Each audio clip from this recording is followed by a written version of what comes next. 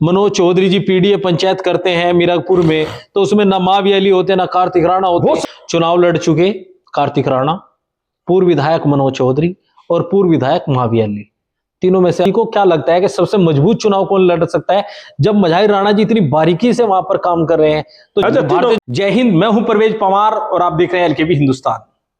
उत्तर प्रदेश में 2027 के विधानसभा चुनाव को लेकर तैयारियां जोर शोर से शुरू हो गई है, जहां भारतीय जनता पार्टी ने अभी प्रदेश अध्यक्ष का बदलाव कर नए जातीय समीकरण साधने का काम किया है। वहीं समाजवादी पार्टी भी जमीनी स्तर पर सर्वे कराकर उत्तर प्रदेश में अपने प्रत्याशियों को चिन्हित कर रही है।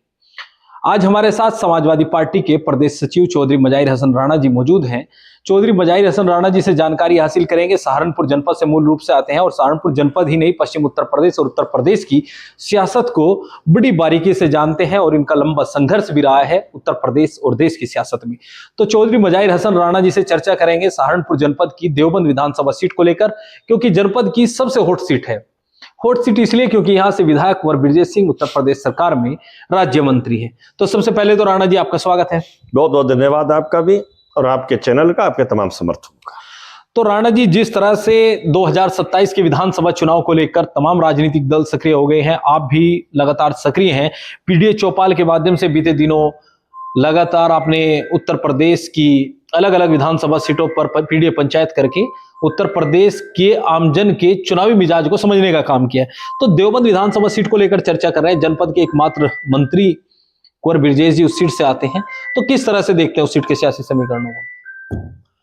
देखिए परवेज जी, आपने देवबंद विधानसभा के बारे में चर्चा करने की बात की। देवबंद विधानसभा एक ऐसी विधानसभा है कि जहां पर समाजवादी पार्टी मजबूती के साथ पीडीए पंचायत लगाने का भी काम कर रही है और अभी एसआईआर करने का भी जो मामला आया है, तो देवबंद विधानसभा ने सबसे पूरे जनपद सहारनपुर के अंदर सबसे ज्यादा एसआईआर के फॉर्म भरवा करके उनको अपलोड करके वोट बनवाने का काम किया। हमारे बीएलए भी हर बूथ पर हैं, मजबूती के साथ खड़े हुए हैं।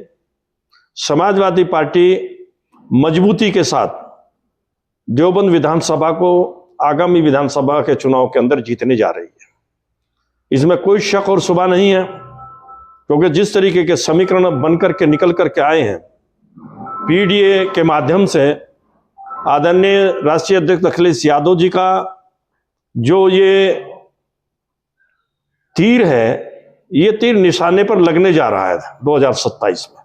जिस तरह से 2024 के लोकसभा चुनाव में नतीजा आए, तो आपको उम्मीद है कि 27 के विधानसभा चुनाव में भी पीडीए का जो नारा अखिलेश यादव जी दे रहे हैं वो साकार होगा? बिल्कुल 100% साकार होने जा रहा है। और लोगों के अंदर एक जिज्ञासा बढ़ी हुई है, इसलिए कि मौजूदा सरकार डबल इंजन की सरकार होने के बाद भी कोई अपना एक विकास का कार्य नहीं गिना पा रही है। जनता को कोई सहूलियतें नहीं देने का काम कर रही है, जनता के हित में कोई कदम नहीं उठा रही है। जनता के अंदर तराही तराही मिची हुई है, महंगाई बेतहाशा बढ़ रही है, तमाम वस्तुएं आज आसमानों में उनके दाम छू रही है। जिस तरीके से ऐलान किया जाता है और ऐलान करने का काम करते हैं, तो सिर्फ ऐलान करने के बाद पीछे मुड़ करके नहीं देखते डबल इंजन की सरकार के लोग, क्या हमने अभी जो ऐलान किया है उस पर हम कितने खरे उतर रहे हैं। जनता कब तक खाती रहेगी हिंदू मुसलमान, मंदिर मस्जिद और हिंदुस्तान पाकिस्तान? हिंदू मुस्लिम, मंदिर मस्जिद, हिंदुस्तान पाकिस्तान से रोटी नहीं मिल रही है, गन्ने का कारोबार नहीं बढ़ रही है। गन्ने का अपने 7 साल के अंदर उन्होंने कितना दाम बढ़ाया, पेट्रोल के कितने दाम बढ़ाए, डीजल के कितने दाम बढ़ाए। ये किसान की बेसिक जरूरियात है जिनके दाम बढ़े हैं। गैस पर कितने दाम बढ़े हैं, ये भी बेसिक जरूरियात है।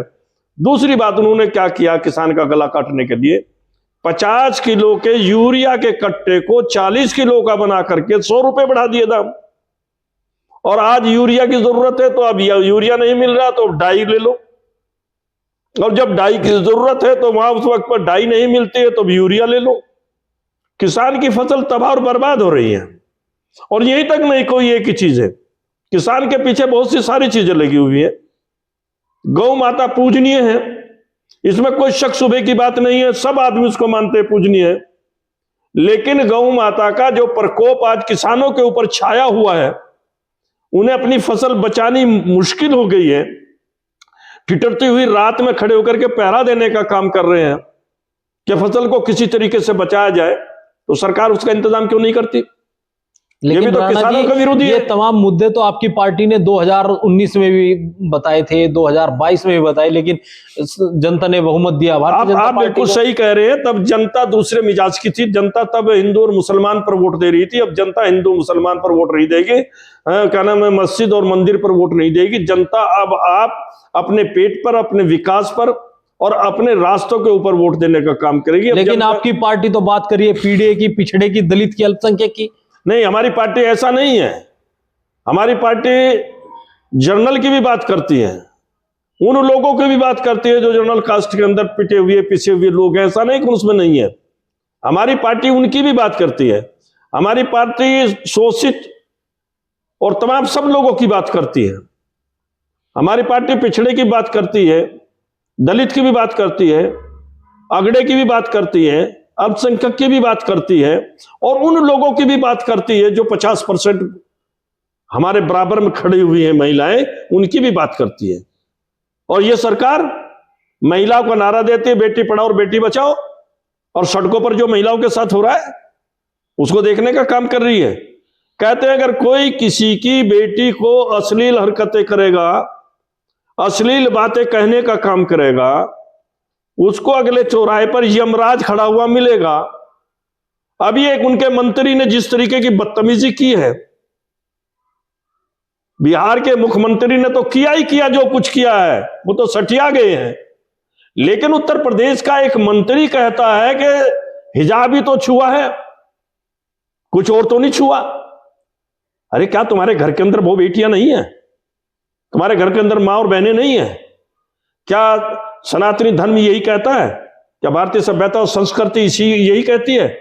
भारतीय सभ्यता और संस्कृति को उन्होंने तहस नहस करने का काम कर दिया है।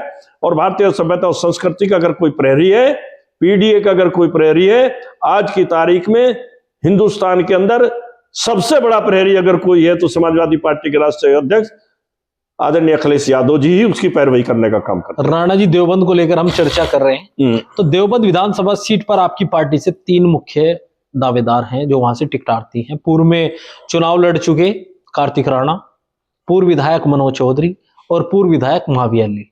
तीनों में से आप किसको मजबूत मान रहे हैं? अच्छा, भारतीय जनता पार्टी को चुनौती। तीनों मजबूत है, तीनों भारतीय जनता पार्टी को हराने जा रहे हैं।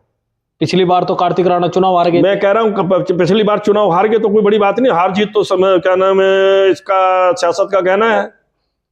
हार जीत तो सियासत का गहना है। अगर कार्तिक राणा हार गए तो ऐसा, इसका मतलब ये नहीं कि दोबारा तो कोई समीकरण नहीं बदलेंगे। आज पूरी तरीके से समीकरण समाजवादी पार्टी के लिए, और तीनों मजबूत कैंडिडेट है। टिकट हमारे राष्ट्रीय अध्यक्ष आदरणीय अखिलेश यादव जी के हाथ में। वो जिस भी व्यक्ति को टिकट दे देगा, सब लग करके मजबूती के साथ उसका चुनाव लड़ने का काम करेंगे। लेकिन चाहे टिकट मनोज को हो जाए, चाहे टिकट महावीर अली को हो जाए, चाहे टिकट कार्तिक राणा को हो जाए, लेकिन मजबूती के साथ चुनाव लड़ा जाएगा। मैं उसको स्पेशल देख रहा हूं। देवबंद पर आप, देवबंद में मैं स्पेशल देख रहा हूं। मेरी निगाह देवबंद में ही है, और मैं इतनी बारीकी से काम करता हूं पार्टी का, इतनी बारीकी से लोगों के पास जाने के काम करता हूं। जैसे अभी हमारे बीएलए थे और अभी एसआईआर के फॉर्म भरे गए हैं। हमारे यहाँ 100% देवबंद के अंदर हमने वोट बनवाने का काम किया। और हमारे तमाम तीनों जो संभावित उम्मीदवार हैं, तीनों ने किया है या कोई एक ने किया है? नहीं, तीनों ने किया। किसी एक की बात नहीं, तीनों ने किया। तीनों मजबूती के साथ बैठ करके बात करते हैं। ये तो लोगों ने बना रखा अलग अलग मुद्दा। राणा जी, जब मनोज चौधरी जी पीडीए पंचायत करते हैं मीरगपुर में, तो उसमें ना महावीर अली होते ना कार्तिक राणा होते। हो सकता है वो कहीं और हो। जब वो देवबंद में पीडीए पंचायत करते हैं तो मनोज चौधरी नहीं होते। हाँ, मैं आपको बताना चाहता हूं कि हमने पूरी विधानसभा को बांट करके पीडीए पंचायत का काम दिया। मनोज को भी दिया, महावीर अली को भी दिया, कार्तिक राणा को भी दिया। और हम एक और बात बता दें, हमने तीनों आदमियों को एक जगह बिठा करके मजबूती के साथ एक एक सूत्र में पिरोने का काम कर दिया है। जिसको भी टिकट मिलेगा, आदरणीय अध्यक्ष जी जिसको भी टिकट देंगे, तीनों आदमी मिलकर के उस चुनाव को लड़ा करके जीतने का काम करेंगे। अब कोई अगर गलतियां पीछे हो गई हैं, वो गलती अब दोबारा से दोहराने वाले नहीं है। और पीडीए हमारा मजबूत हथियार है। उस मजबूत हथियार के बल पर चल करके हम अगड़े पिछड़े दलित मुस्लिम तमाम लोगों को अपने साथ सर्व समाज को जोड़ करके चलने का काम करते हैं। हम तो सर्व समाज के साथ चलते हैं। हम कहीं पर अल्पसंख्यक और बहुसंख्यक वाली बात नहीं करते हैं। हम कहीं पर मंदिर और मस्जिद की बात नहीं करते हैं। हमारे लिए तो मंदिर भी उतना ही आदरणीय है, मस्जिद भी उतनी आदरणीय है। तो देवबंद विधानसभा सीट पर आप जीत को लेकर आश्वस्त हैं? बिल्कुल 100% समाजवादी पार्टी देवबंद विधानसभा में 2027 के अंदर जीतने जा रही है और मजबूती के साथ जीतने जा रही है। कैंडिडेट कौन होगा ये अभी नहीं फाइनल? कैंडिडेट तो कहीं भी अभी डिक्लेयर नहीं है। लेकिन मझाई राणा जी को क्या लगता है कि सबसे मजबूत चुनाव कौन लड़ सकता है? जब मझाई राणा जी इतनी बारीकी से वहां पर काम कर रहे हैं तो जनता का फीडबैक भी मिल रहा होगा। मैंने जनता का फीडबैक आपसे बता दिया। मैंने जनता का फीडबैक आपसे बता दिया। अब जनता ये नहीं देखेगी कौन मजबूत और कौन कमजोर। अब जनता ये देखने का काम करेगी कि समाजवादी पार्टी की साइकिल कौन चला रहा है, क्योंकि वो इतनी प्रताड़ित हो चुकी, महंगाई से त्रस्त है, जुल्म और जासूसी से त्रस्त है। कुछ असामाजिक तत्व धर्म के नाम पर जिस तरीके से लोगों का उत्पीड़न करने का काम कर रहे हैं, उससे ना मेजोरिटी खुश है, ना उससे माइनॉरिटी खुश है, ना उससे आगड़ा खुश है, ना उससे पिछड़ा खुश है, ना उससे दलित खुश है, ना उससे महिला खुश है। सबने तय कर लिया कि इनकी विदाई कर दो और इस देश के संविधान को और इस देश के लोकतंत्र को बचा लो। ये लड़ाई इस देश के संविधान के बचाने की और लोकतंत्र के बचाने की है। तो 2024 में भी जब मझाई राणा जी से हमने चर्चा की तो इन्होंने कहा था कि लोकतंत्र और संविधान को लड़ाई है, लोकतंत्र और संविधान को बचाने की लड़ाई है, जिसको समाजवादी पार्टी लड़ रही है।